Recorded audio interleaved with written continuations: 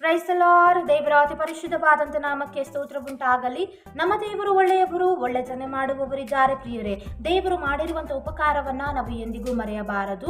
ಇದರಿಂದ ವಾಗ್ದಾನವನ್ನ ನಾವು ನೋಡಿಕೊಳ್ಳೋಣ. ಪೇತ್ರನು ಬರೆದ ಮೊದಲನೆಯ ಪತ್ರಿಕೆ 2ನೇ ಅಧ್ಯಾಯ ಅದರ 24ನೇ ವಚನದಲ್ಲಿ ಹೀಗೆ ಬರೆದಿದೆ: ನಾವು ಪಾಪದ ಪಾಲಿಗೆ ಸತ್ತು ನೀತಿವಂತರಾಗಿ ಜೀವಿಸುವಂತೆ ಆತನು ನಮ್ಮ ಪಾಪಗಳನ್ನು ತಾನೇ ತನ್ನ ದೇಹದಲ್ಲಿ ಹೊತ್ತುಕೊಂಡು ಮರಣದ ಕಂಬವನ್ನ ಏರಿದನು. ಆತನ ಬಾಸುಂಡೆಗಳಿಂದ ನಿಮಗೆ ಗುಣವಾಯಿತು.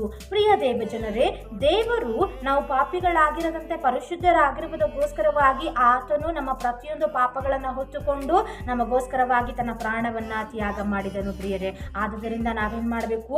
ಪಾಪದ ಪಾಲಿಗೆ ಸತ್ತು ನೀತಿವಂತರಾಗಿ ಜೀವಿಸಲಿಕ್ಕೆ ನಾವು ಪ್ರಯತ್ನ ಮಾಡುವವರಾಗಬೇಕು ಪ್ರಿಯರೇ. ನೋಡಿರಿ, ಪಾಪ ಮಾಡುವವರು ಯಾರು ಕೂಡ ಪ್ರಾರ್ಥನೆ ಮಾಡೋದಿಲ್ಲ, ಪ್ರಾರ್ಥನೆ ಮಾಡುವವರು ಯಾರು ಕೂಡ ಪಾಪವನ್ನ ಮಾಡಲಿಕ್ಕೆ ಅಸಾಧ್ಯ ಪ್ರಿಯರೇ. ಆದುದರಿಂದ ನಾವೇನು ಮಾಡಬೇಕು?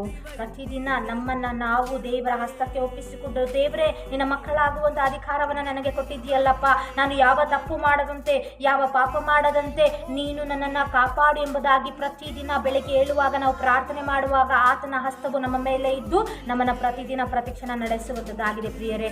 ಯಾರು ಕೂಡ ತಪ್ಪನ್ನು ಮಾಡದಂತೆ ನಾವು ಮಾಡಿರುವಂಥ ಪ್ರತಿಯೊಂದು ಪಾಪಗಳನ್ನು ದೇವರ ಕೈಗೆ ಒಪ್ಪಿಸಿಕೊಟ್ಟು ಅದನ್ನು ಅರಿಕೆ ಮಾಡಿಕೊಳ್ಳುವಾಗ ದೇವರು ನಮ್ಮನ್ನು ಪರಿಶುದ್ಧರಾಗುವಂತೆ ಮಾಡುವ ಆತನಾಗಿದೆ ಪ್ರಿಯರೇ. ಯಾಕಂದರೆ ಪರಿಶುದ್ಧತೆ ಇಲ್ಲದೆ ಯಾವನು ಕೂಡ ಕರ್ತನನ್ನ ಕಾಣಲಿಕ್ಕೆ ಸಾಧ್ಯವಿಲ್ಲ. ಆದುದರಿಂದ ನಾವು ಆದಷ್ಟು ಪಾಪದ ಪಾಲಿಗೆ ಸತ್ತು ನೀತಿವಂತರಾಗಿ ಜೀವಿಸಲಿಕ್ಕೆ ಪ್ರಯತ್ನಿಸೋಣ ಪ್ರಿಯರೇ.